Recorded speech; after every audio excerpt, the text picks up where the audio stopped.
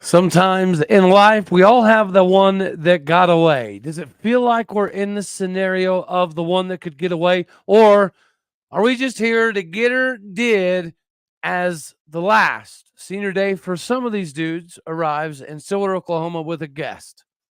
Let's get You it. are Locked On Oklahoma State, your daily podcast on the Oklahoma State Cowboys, part of the Locked On Podcast Network. Your team every day.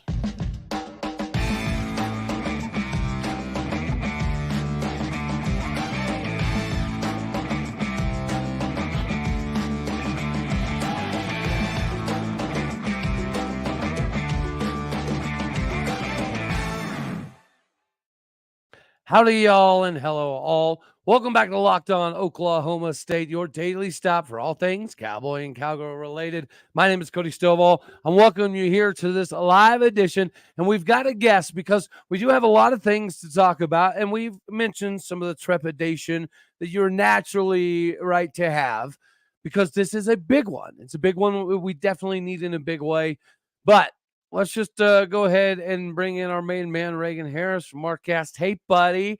How are we doing? How are we feeling today and about this game coming up?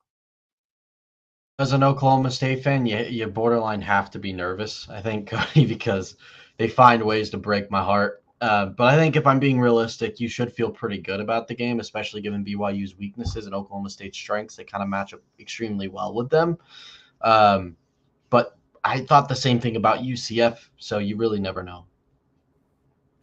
Well, okay, so we'll just go ahead and get right into why do you think that you can make the argument for we're definitely going to win, and you can flip it on its head and make the argument why it is always a possibility that we could slip up and let this one go. I'll let you take the floor first. Go ahead, brother man.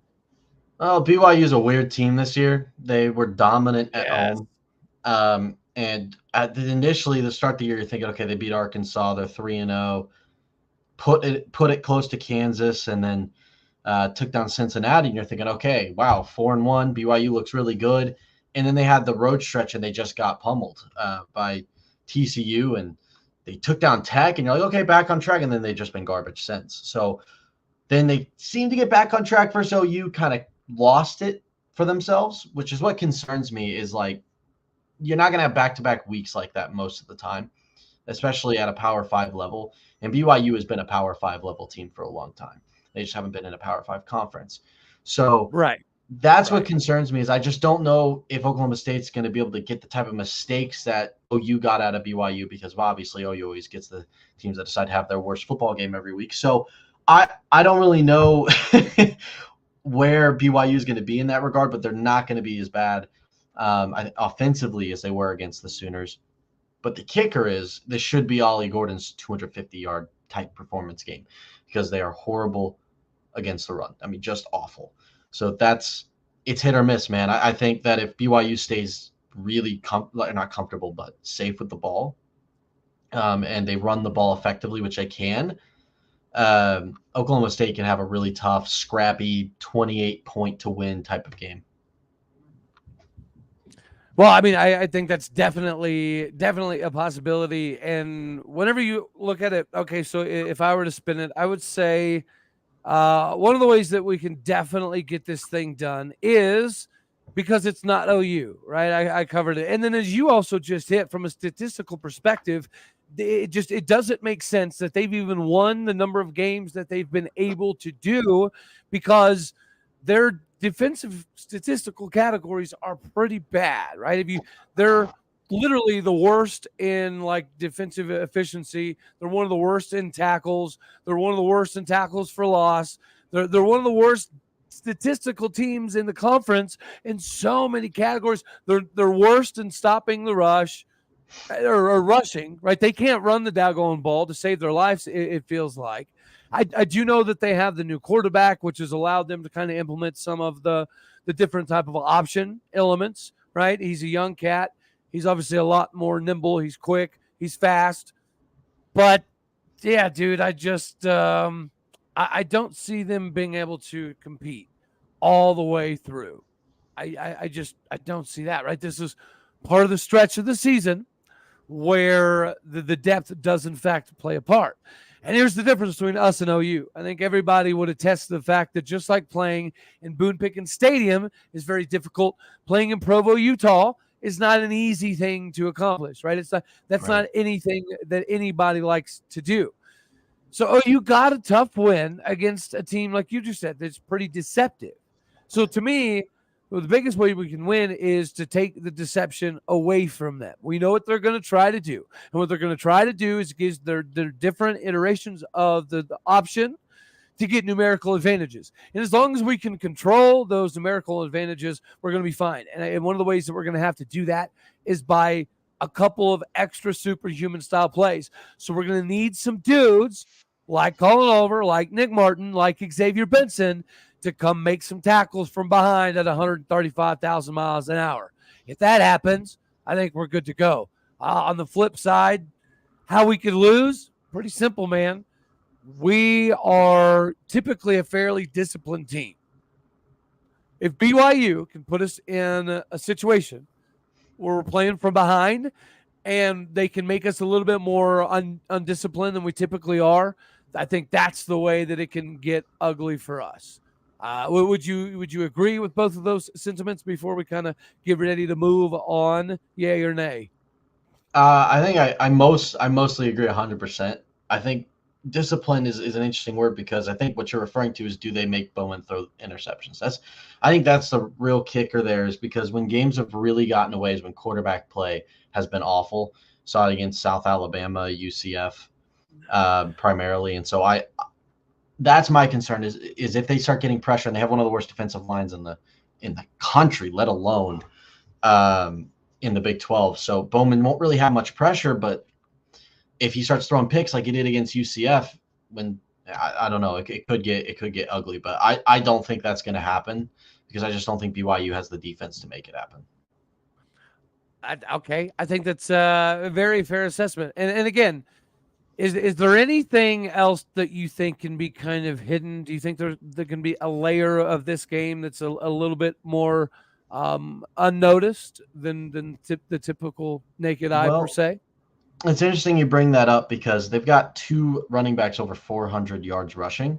The problem for BYU hasn't been necessarily getting downfield. It's once they get to the 50-40, they stall, which is oddly very similar to Oklahoma State's offense this year, as they haven't had very good red zone offense. I mean, they have 800 yards combined between the two running backs, only 5 rushing touchdowns. So that kind of tells a big story there. I think if Oklahoma State starts to commit on this run and they try to bite and you miss a tackle, it could get dangerous because we've seen the secondary really struggle to adjust in those big play moments, and that concerns me. I don't think that people will kind of expect it, and they'll be shocked because you're thinking, oh, Nick Martin, Colin Oliver, they've got that linebacking side down. And the issue is that a lot of times it was linebackers missing assignments, and then we're blaming the secondary because you got Colin Oliver in a really weird position. He's not used to dropping back into pass coverage, and we saw a couple times, especially earlier in the year, where he was just getting completely torched. That's something that I would watch for, is a lot of play action and catching us with the option. And one of the linebackers overcommitting, and the safeties aren't there to make the tackles. So that would be one of my concerns.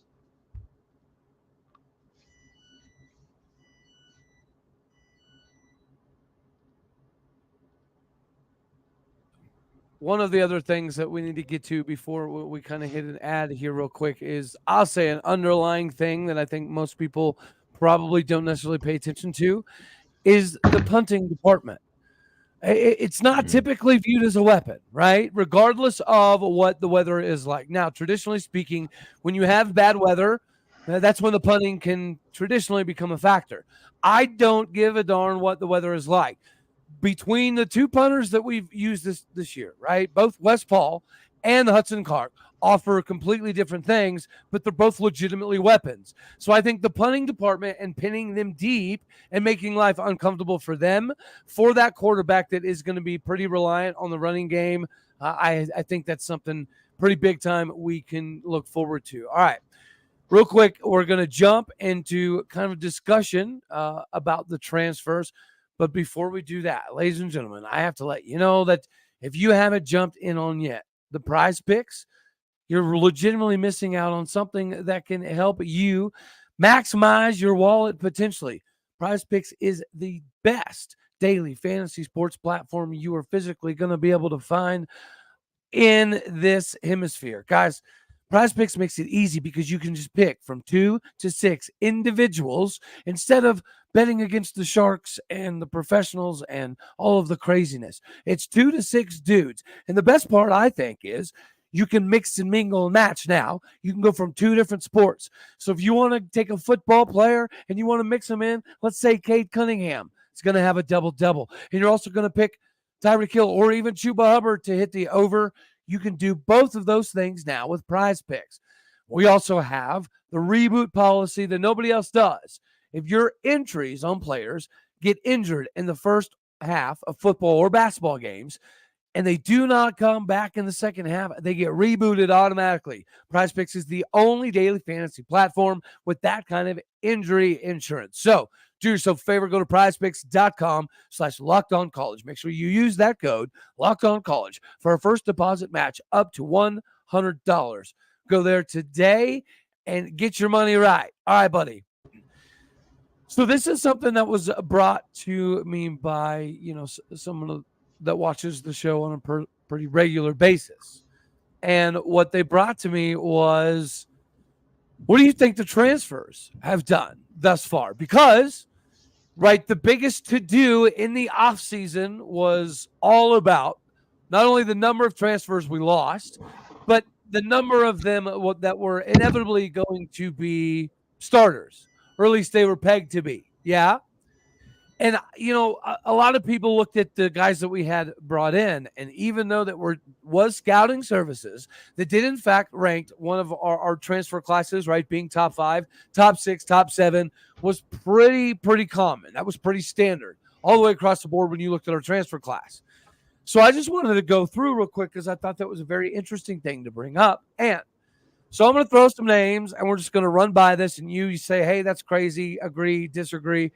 Throw some numbers in here as well. Spencer Sanders, he's not playing, but he is getting like $200,000 to sit on the bench and hang out with Gatorade bottles. So I don't think he wins, right, because he's not playing.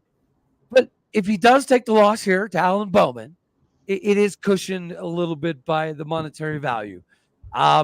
So I don't think anyone would argue necessarily about the talent discrepancy between the two. But could you at least say that Alan Bowman was the best fit for this team? Because instead of trying to do too much, he at times does too little, but it doesn't cause a lot of turnover. So would you say that we won in this trade here? And secondarily, what grade would you give Alan Bowman? Player to player, I would take Spencer Sanders, and I love Alan Bowman as a person, right, especially. Yeah. For our system, Alan Bowman has saved us because Spencer Sanders and Casey Dunn are the worst couple in the history of college football. They don't work. Their styles together are garbage because Dunn, for the life of him, doesn't understand mobility. He just doesn't get it. So for me, I think in that regard, it's a good trade. And I would give Bowman, I mean, goodness, he's coming off of 27 straight injuries. I honestly got to give him an A. I think he's come in and done exactly what we could have asked from him. Oh, wow. He's had moments, right, where you're like, oh, geez. But, I mean, he's coming off of two straight season-ending injuries. Didn't play a snap at Michigan, really. Comes into Oklahoma State, has to have a 3-way QB battle.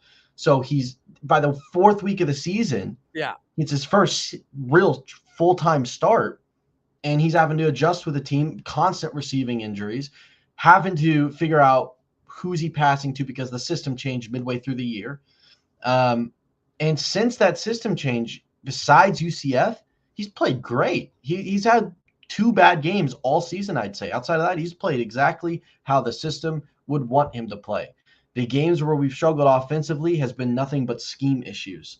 So besides UCF is the one game where I feel like he played poorly, like really, truly poorly. But outside of that, he's finding the open guys. He's not throwing interceptions for the most part. He's tossing it out of bounds. I think Bowman's done great with the cards he was given. So I give him an I think great is a bit much. I definitely wouldn't give him an A. His crawdaddy bailing out of the pocket when there's nobody around him tendencies, Yeah. it drives me absolutely mad, right? It's the ghost blitz.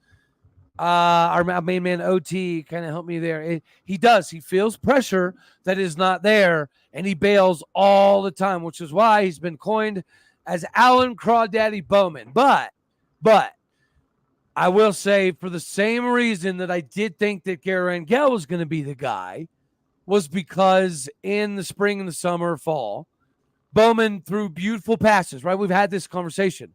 He would throw absolute dimes and go like 49 of 50 on the nets. For real, this would happen. But then he would also throw multiple picks. And so clearly there was a conversation at one point in time where Gundy, Dunn, Rattay, right? They had a come to Jesus meeting and they were like, Dag Nabbit, Alan Bowman, we brought you in here to be the guy that can teach the younger guys. And we're going to do some Michigan-oriented style of running stuff as well with some option out routes built in. But you got to stop throwing picks. And so Alan Bowman decided, okay, I won't throw as many picks. I'm going to throw more balls into the crowd than have ever been thrown in Boone Pickens Stadium history. That's a record that we know Alan Bowman already has. Is most balls lobbed into the third row of the student section. Alan Bowman, hands down, number one, O-State history. So I'll give him that. He's not a turnover machine, which is helpful. He did listen to coaching, and coaching was, hey, dude, stop throwing it to the other team. And he's like, all right, check this shit out. Hold my beer and watch where I throw these. Almost too much. But we just went on a long diatribe on Alan Bowman. So we'll move on. I'll say B- because I thought Rangel would be the guy because he didn't turn the ball over and he'd be the best game manager. But Bowman has actually done that adequately. And I for the most part, agree. So I'll say B-. Okay. Dominic Richardson dealt with some injuries, but you can't necessarily count Elijah Collins because Elijah Collins hasn't really got enough carries. But we can say we still win in this department technically because can you believe Ollie Gordon was sitting behind Dominic Richardson even last year? When if you saw last year, most of us, until that fumble against Texas, I think it was, until then, a lot of people thought Ollie should have been the guy, or even Jaden Nixon for a large portion of the season. So I think we win that battle even with Elijah Collins getting significantly less carries than Dominic Richardson swap for swap. I'll take that, right? And secondarily, when you factor in Ollie Gordon as the running back, I think we're okay in that department. We could bring up Braylon Presley, but we're not gonna because we don't need to. All right. Dudon Stribling, dude, until he got hurt, I'd have given him an A-. Like, and the fact that he's coming back is just so big time for us. It's so big, man. I cannot wait to see what he's able to do with a full year. Obviously, rehab is going to be a little bit of limitation. Yes, I get that. But back to the full body by glass system. Yeah, bring on Dudon Stribling. I'd say A- before he got hurt. Are you in that department? Yeah, or nay? Yeah, absolutely. No disagreements on words. That was easy. Another interesting thing I got brought to me earlier is Arlen Bruce a Cowboy next year? I don't know. I really don't. I mean, what else should be? No one's gonna take him on a transfer besides an FCS school or like low level. If I were him, I'd stay. I wouldn't transfer, and it's more of if Oklahoma State wants to keep him, which there's really no reason to get rid of him if he's good at football. Like, I mean, yeah, he gambled 3 Pop-Tarts because Iowa's awful at offense, and he knew he wasn't going to get the football because Spencer Petras is a high school quarterback. So, it's kind of rough, isn't he? Although that's suspicious, man, is when he stumbles. It's like right next to the end zone. That one's bad, but I don't know. I don't really see any reason to leave if I'm Bruce. Fair enough. All right. So now, would you trade Leon Johnson III for Stephon Johnson? Oh gosh, don't do that. Hey, listen. I'm a big time boogie guy. You know this, but I think Leon is like every bit of Marcel Aitman. I'd say that we at least found something major here with Leon. We're just not getting enough games with him. It hurts my heart so much. So since that one hurt your heart, we'll pass that one up. Now on the flip side of that, okay, would you have said that Stribling was adequate or better replacement for JPR? I do before not. injury. I think the TCU is just awful. Not having Garrett Riley that's obviously affected them in a serious way, because they just don't. JPR never should have left, but I understand why he did. Don't get me wrong. I'm very aware. Right. But right. That one is not, I think, a tit for tat, if you will. I think that Stribling's amazing. I think he's going to be really good. I'm super hyped next year. I'm so hyped for him next year. But gosh, would that have been fun to have him and JPR? Then it would have been fun. But no, I think that they're kind of close, but I'd give JPR just about that much space. Okay. What grade? I tell you right here, right now. You already know my answer. What grade do you give Josiah Johnson thus far? That's a tough one. What's yours? I want to hear yours first because I'm kind of like B plus. I would give him an A- if they gave him the ball more. He just doesn't have a big enough sample size. But he was a terrible blocker when the season started. Yeah, right? He couldn't block to save his life. Now, he's really good actually at getting to the second level and sealing that edge. Right. And you see a lot of the times that Ollie kicks it from the 2-hole to the 6-hole or the 1-hole, 5-hole, whatever, right? It's typically because Josiah and a pulling guard or tackle have dominated those two areas. So his blocking has improved significantly, and he doesn't get enough receptions, in my opinion. But when he does get the ball, I think it's pretty impressive. I've been impressed with it. So I give him at least a B+. If we give him the ball more, I'd probably lean in A-. I'm just going to go B because sample size. Okay. I agree. I think that's kind of where I was. I was kind of 50-50 because at the beginning I was not impressed. I borderline didn't want him on the field. And then since he's really starting to turn it around and the blocking is improved and Ollie is benefiting as a result. Yeah, so for sure. I'm going to go B-, but okay. I think he's done a comparable job. Well, what do you give Leon Johnson the third? Okay. This one's interesting because first half of the season, as we both know, is really struggling at practice, especially catching the ball. But his hands have obviously improved. I don't know what black magic was sprinkled on him, but the one thing you can say about Casey Dunn is he can create wide receivers out of thin air, and he's done that with Leon Johnson. Saw him all the way down where I don't remember where he went to college originally, man. That's how down it was, and came to Oklahoma State and has been amazing since he got his chance. That he just needed his chance in game, and he's done amazing since he started playing. I give him an A to A+. He's been that good to me. Yeah, before he started getting play time, like B+. I'm 100% with you there. I'm 100% with you there.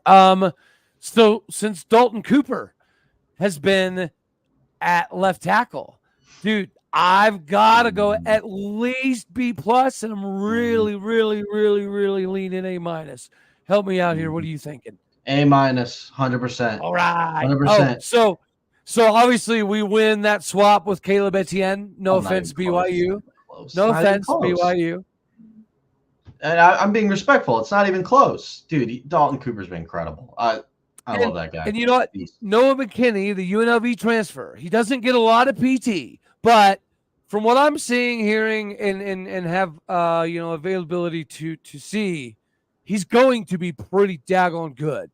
So it's really hard to give him a grade because I don't think he has enough snaps. Yeah. But he's somebody that I think's going to be pretty daggone solid for us. Oh, here's one for you. Trace Ford or Anthony Goodlow? Thank you. I was waiting for this one. This was the one. Let's talk about this, please. Oh, Trace Ford. Listen, I was nice to Trace Ford, very, when he left. Listen, Linda. Listen, Linda. Look at. Listen, Linda. Listen, Linda. Yeah. Since he decided I'm going to walk on over to the sports animal and crap on the university, which, by the way, he was a fan favorite. All right. I can tell you that because I was in the student section for 3 of his years. Okay.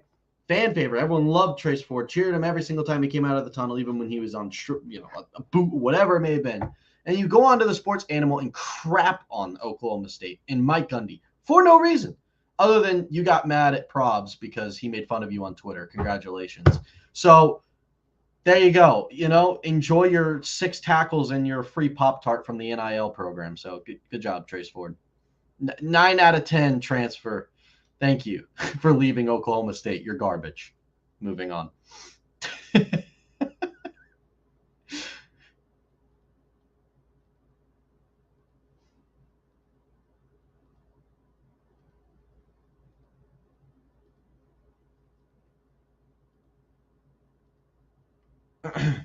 I can't hear you, Cody.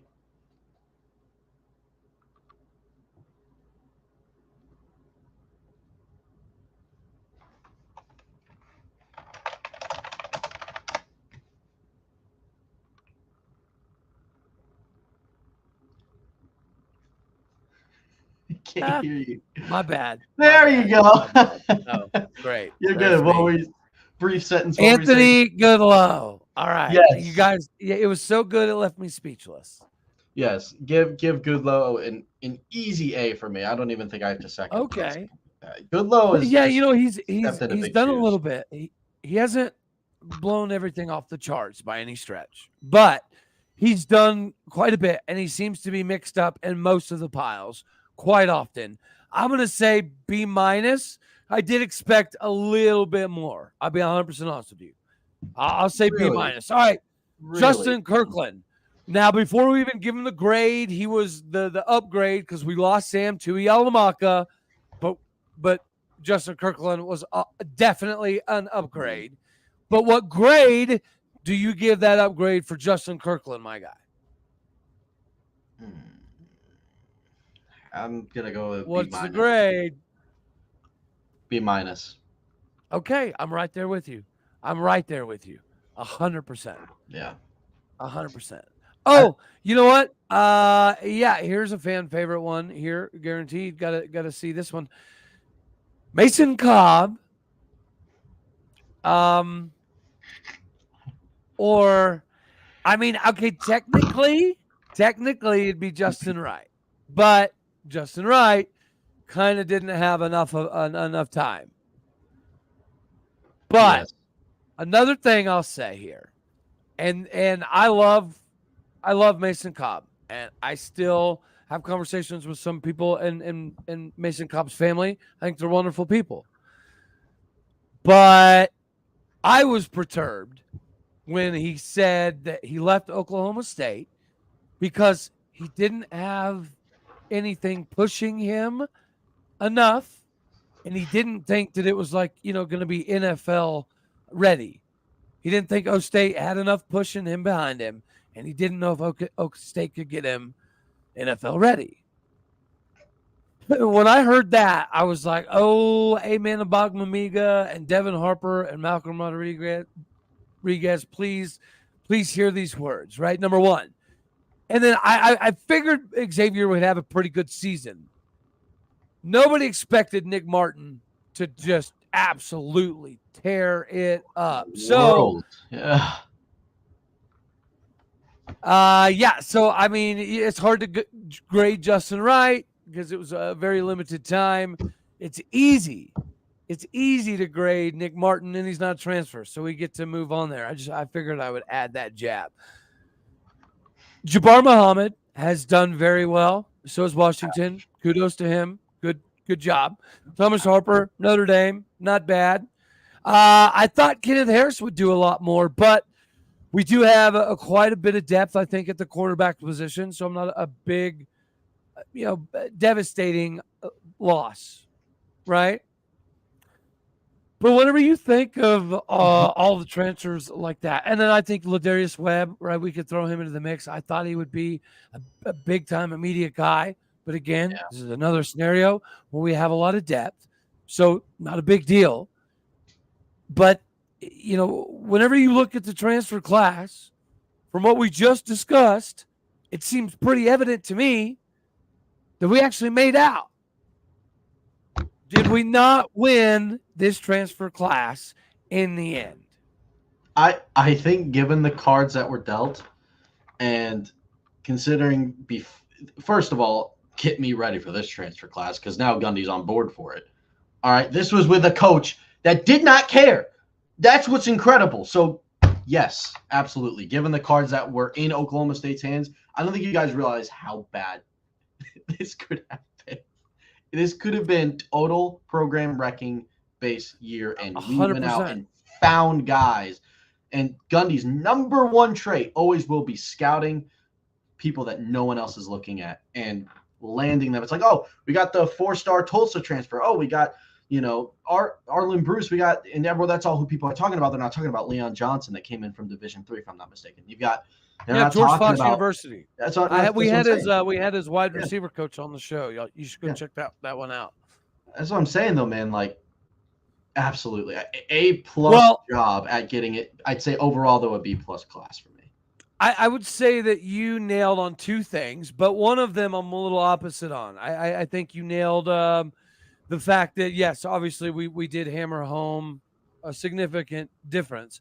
And the biggest thing I think you hit on was I think it'll get better because Gundy's now more involved, like 100%. Mm-hmm. And the reputation is going to it's going to get out there a little bit more that Gundy is a little bit more driven, a little bit more bought in, a little bit more engaged, a little bit more involved. And I think that's going to climb mountains for us, right? We've always talked about how we've got our fingertips on the mountaintop. And here we are once again, buddy. We're getting right flipping here once again.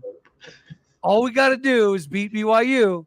And then we get our whole top of the hand on the mountaintop. And is this the time we get over it? And if we get over it against give me a top 4, top 5, Texas, man. Give that ish to me. Please. I'm trying to break stuff over here. Please. So what do you disagree with me on? The other thing was Gundy has been a connoisseur of sorts when it comes to finding diamonds in the rough. I would say from a coaching perspective, definitely Yursich. I do think Gleason would have worked out if things would have been different. But obviously, you got Todd Monken in there. You got our main man, Dana Holgerson, wrapped up in there as well. So we've had some innovative offenses. But even Gundy, by his own admission, this year wasn't really privy to the transfer class. He wasn't. He didn't actually. I agree. He didn't know.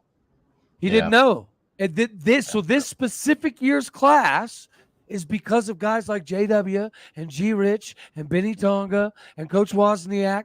Those were the guys that actually, and the analyst, they put a lot of time into sending guys like Josiah Johnson and Leon Johnson, information and letters and getting them to camps and watching film. And Gundy even admitted that he didn't realize some of them were here until they were already on campus. And it's like, it's not a good look, man. That's not a great look, right? But the engagement now is much more realistic, and these people know it. And if the players know it, and they're talking to the other players and coaches and high school coaches and recruits about it, then this is where we arrive at opportunities to get guys like Kobe Daggone Black. When 2 months ago, we weren't even in his top 12, man. Dude, I beg. I will give you 3 tacos a week for NIL, Kobe. Come to Oklahoma State. I put money in NIL specifically for purposes like getting Black. I'm really excited for that. I think we have more of a shot than you guys realize because his brother, I'm fairly confident, is going to use an extra year of eligibility to stay. If he doesn't, he's going to Texas, so whatever. But I have a good feeling about that. And so both of those, yes. Corey can get another year. And Corey and Kobe have both discussed that they've never actually had the opportunity to play together because of the age gap, COVID, all that stuff. So they've never had the opportunity to play together. They could for a year. But of course, everybody knows it's a Texas style of lean. But as I've mentioned in my last couple shows, if we get a number 4, 11-1 Texas in Arlington for a Big 12 title, ESPN from coast to coast, along with Fox, ABC, and everybody else, is going to be pitching to high heavens about Texas being back, and this is this, and they can make the Final Four, and they're going to get in, and right? This is exactly the scenario you want. If you're trying to kickstart your name as the guy that's the most credible in the new Big 12 moving forward, this is the best way to stamp that flag right here, right now. Yes. I'm so ready for it, buddy. Come on. We need it, man. We need it. Even just the thing is even making the Big 12 championship game. Everyone had OU Texas, everyone and their mothers. And the fact that you have a chance here to make it after losing to South Alabama, and I've talked about this so many times because I think it's borderline miraculous. If you make this, you're already stamping. You're already saying, we're here, and everyone's going to be like, well, K-State's better than you, even though we beat them I don't know why everyone says that. But, we'll be in the Big 12 championship, and we're going to be able to represent in the importance of competing in that game. We cannot go and get blown out in Arlington. That has to be a fight till the end or win. And if we beat Texas, man, I don't think you guys realize how huge that's going to be for the transfer portal. It's going to be gigantic. Everyone's going to want to get on board to the team that's going to be leading the Big 12 heading forward, because it's almost an automatic playoff bid, because you're going to be, if you win the conference, you're in, period. That's going to be exciting. I'm so excited, man. It's going to be fun. It's going to be fun. And I'm going to be there if we make it, FYI. 100%. I guess our buddy Quentin here disagrees a little bit. Quentin, here's the thing, man. We are better. We are better as the hunter. We suck oftentimes as the hunted. It's true. And in the last dozen years, I'm pretty sure, maybe somebody check my math, I'm pretty sure we're 9-12 against Texas. So the Gundy Bedlam problem, we slayed that daggone dragon. That's out of the way. And Gundy does not have a I'm scared of Texas problem. He doesn't. So, I understand. Where's that at? Texas got a good D-line. Yeah, okay, yeah. Well, Ollie Gordon's about to curb stomp half of their defensive line single-handedly by him daggone self. Oh, man, I'm so ready. I'm so ready. Jalen Warren did. And we just can't. We can't spoil the milk by losing to BYU. Dear 8-pound, 11-ounce, dear baby Jesus, just swinging away in his manger. Please, Lord, do not let us lose to BYU. I'll convert to Mormonism if we lose. Oh, my Lanta. It's just. I'll be done with it, man.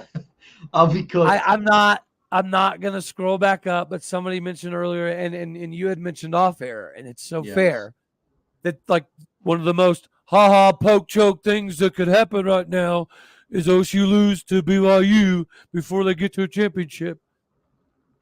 And it's sad that it's almost maybe kind of true. It is. It's a little bit, but it's okay because we won in the transfer market and our recruiting class is significantly better than the numerical value currently associated with it. And before we skedaddle on off of here, buddy, we're going to go over the MVPs. Yeah. Okay. But before we do that, I have to slide in here and let everybody out here know that if you are looking to hire, you got to make sure that you hire the right people for your job 24/7, right? You got to get the right candidates. LinkedIn Jobs is ranked number 1 by small businesses for this very reason. Make sure that you go there now. Super easy to make the job. All you got to do is create it, then add it to the purple hiring hashtag frame and spread the word that you're hiring. Simple tools like screening questions make it easy for you to focus on the candidates with the right skills and experience so you can quickly prioritize who you want to interview first. This is why small businesses definitely rank us number one. Go to LinkedIn today to get the best candidates that you want to talk to right now. Post your job for free at linkedin.com/lockedoncollege. Again, that is linkedin.com/lockedoncollege. Go there now to post your job for free. Terms and conditions do apply. All right, Pedro Dino. So I'm going to slide this in before we get to offensive, defensive, the typical stuff. What do you think about a transfer? Who is the transfer MVP right now? Yeah. Dalton Cooper. Yeah. Did you say Dalton Cooper? I did. I did. Like that one. And my reason is because he's been essential. If you did not pick up Dalton Cooper, Ollie Gordon does not have the season he's had this year. Ever since he's moved out to tackle, he has done unbelievable things for this football team. I mean, he's been the unheard MVP, I think, of the borderline of the season. He's been really good. Yeah. Okay. You know what? I like that one a lot. He actually does have, for the amount of snaps, he's the highest rated PFF player we have. Ollie Gordon's number one, but obviously Cooper has a decent amount of more snaps. So for transfer MVP, I really wanted to say Josiah Johnson, right? But again, right, don't think he gets utilized enough. Leon Johnson. Because when we got down to a spot where we only had a handful of wide receivers and he decided to do what was best for the team as opposed to what was quote unquote best for himself, not only does it show selflessness and the rebuilding of the locker room and the Cowboy culture going to a whole new level, but dude, he proved immediately when he had to be called on, basically in Bedlam, a must win for Oklahoma State to have any shot of any chances at Arlington. And here we are. Yeah. Partially because of the things that he was able to do. So I'm going to give it to my dude, Leon Johnson III. So I left this up real quick, Quentin. I'm sure there is somebody on here that will gladly fix your $250 bet that an O State fan backed out on. I guarantee you by the end of the show, if somebody else hasn't picked up on your $250 bet, I will grab it. I will do that. Oh, 100%. wow. What, that OSU will make the title game or will beat Texas? I don't give a crap. How's that? I don't care. I don't care. All right, Cody. I don't care. Quentin, I like to make us the money, honey. I like it to do that. Okay. Yeah, I'm down. All right. I'm not worried about it. All right. Here we go. Not transfers. Offensive MVP. You can go or I can go. It's up to you.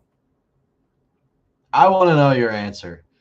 Oh, okay. So this is I get the cheat code. I get the cheat code. Ollie Gordon. Ta-da-ta-ta-ta. So since everybody and their mom that knows anything about the game of college football knows that he's the best running back in America, okay? It's whenever you have conversations about Barry and stuff, you can't add Barry in old school conversations because he's cheat code. He don't count. Yep. Ollie Gordon in this scenario is cheat code. He don't count. So other than Ollie, what are you thinking? Crap. I honestly, if he didn't have the transfer one, I would have actually said Dalton Cooper, which is funny. I think that my offensive MVP, though, outside of him, oh my goodness, I'm really struggling with this. I'm between two guys. I'm gonna go with Presley, and my reason is because he has spread out the field so much, and he's such a continual threat on offense that it allows Ollie Gordon to get some of these open runs. I mean, we've seen especially. You know what?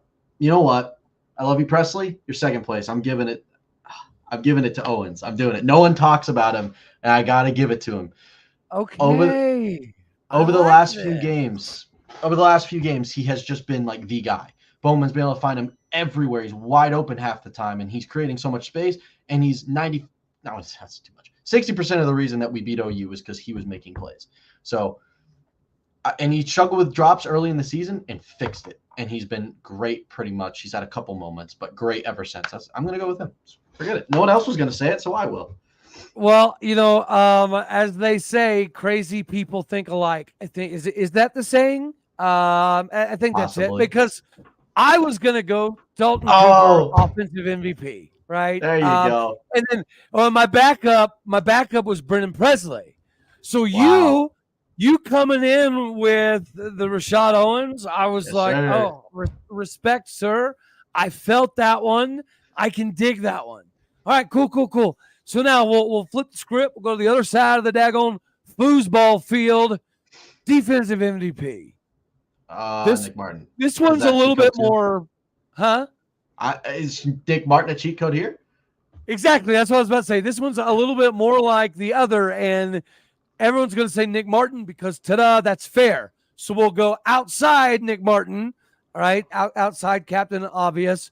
Who else you got outside of Nick Martin?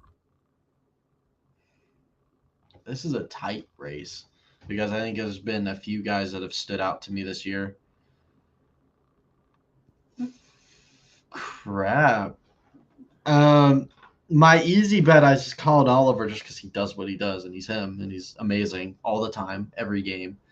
And I took an interesting route last time, so I'm gonna stick to my guns here, and I'm gonna say Colin Oliver just because there's so many plays where it doesn't even show on the stat board that he is just there, causing pressure on the QB often. He's done better in pass coverage this year, and he's been really good when called upon. So I'm going to go Colin Oliver. Well, this is how you got the best damn linebacker core in the Big 12 because I'm saying Xavier Benson. Love that pick. Thank you. Because Xavier is the setup man, right? Mm-hmm.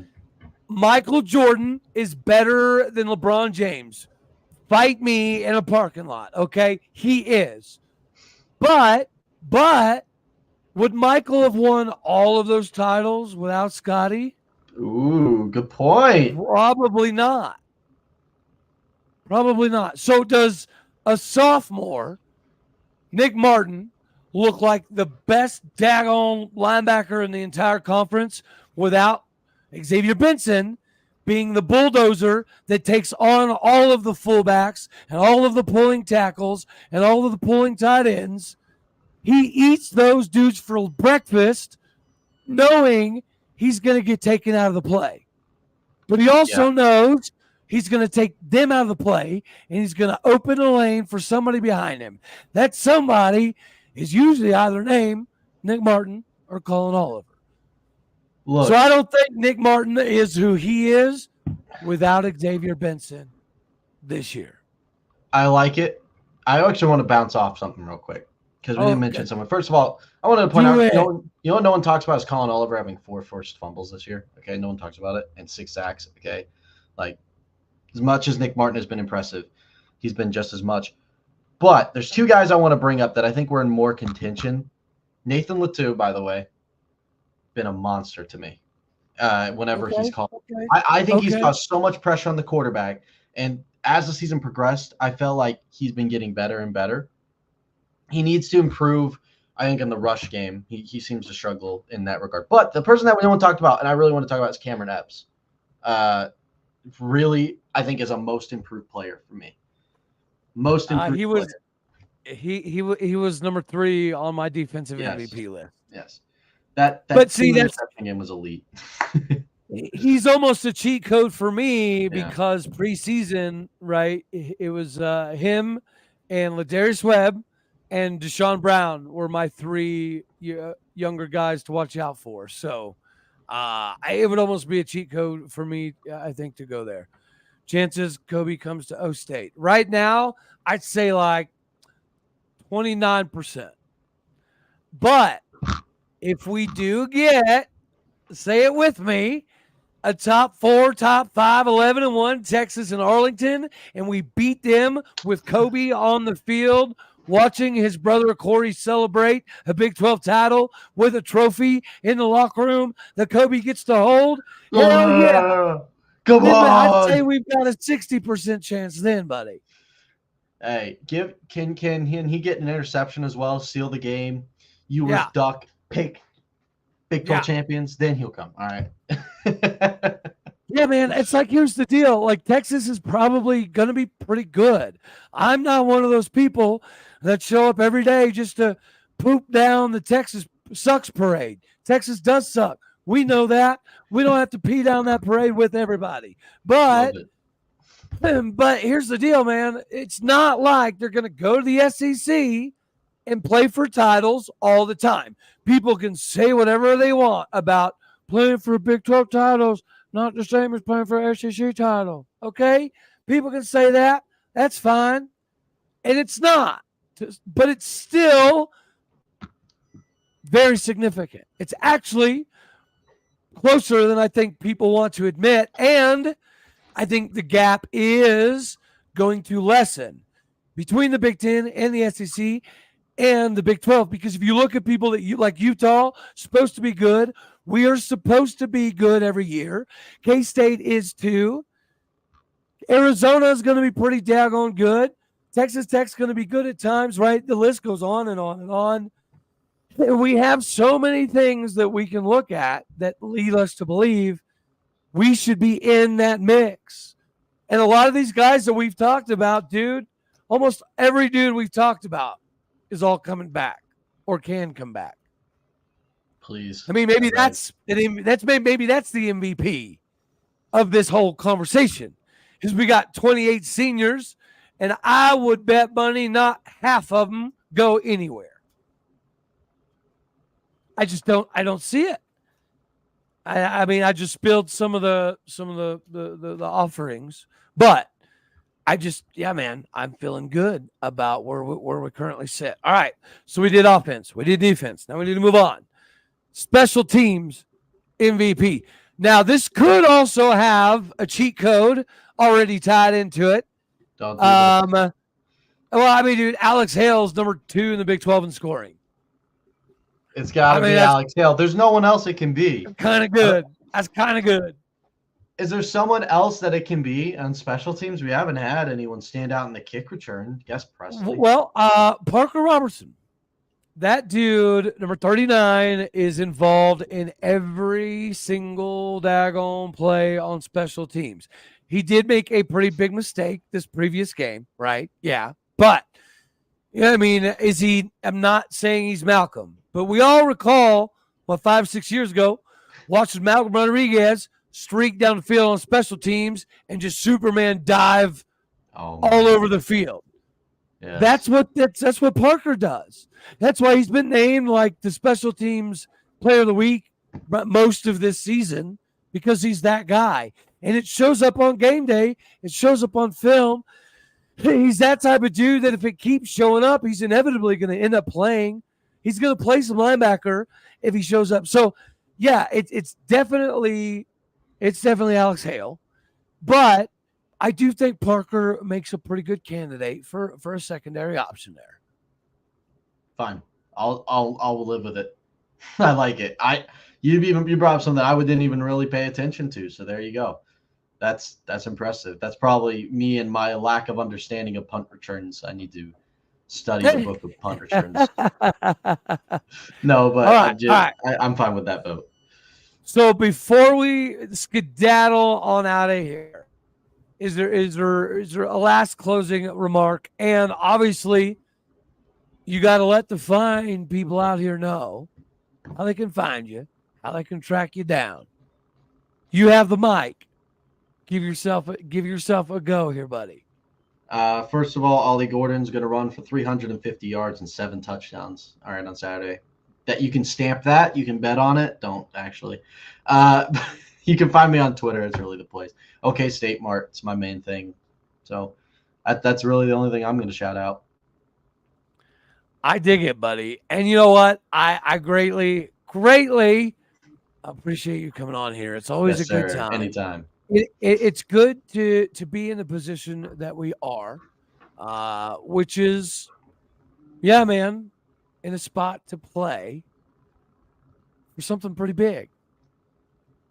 I don't ask for Yes. much. If I ask for my Christmas, please, that's my Christmas gift. Dude, I'll take it. I'll take all of it.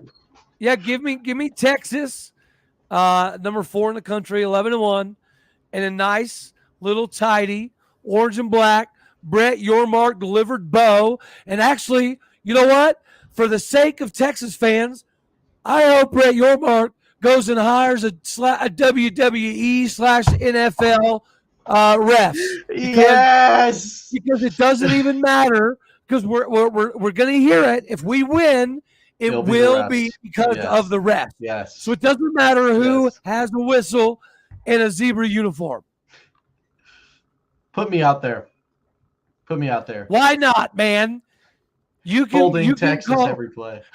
you can call excessive success on Oklahoma State, 15-yard penalty. That's what Texas. Hey, every time Texas has a penalty, they're going to be tweeting. Did you see what the refs did there? Yeah. They winked at each other from across the field.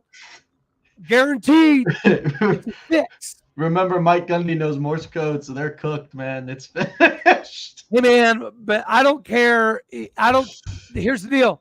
We might hire Cale Gundy. We probably should hire Cale Gundy.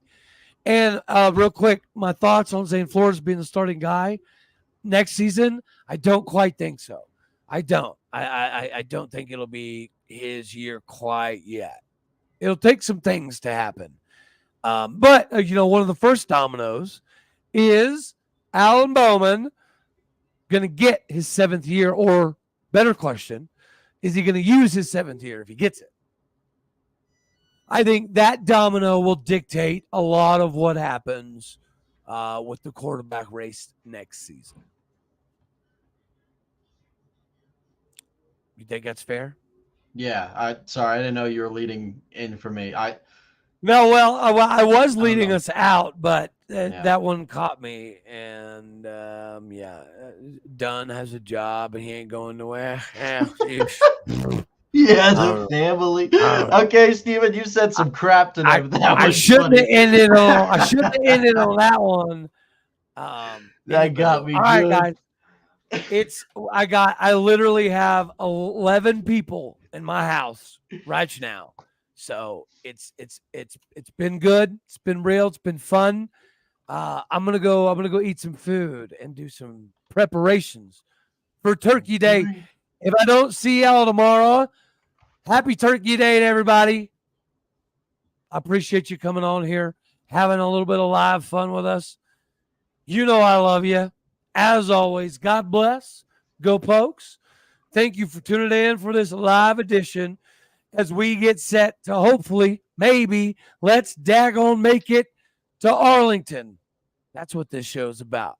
All righty, y'all. Later, taters.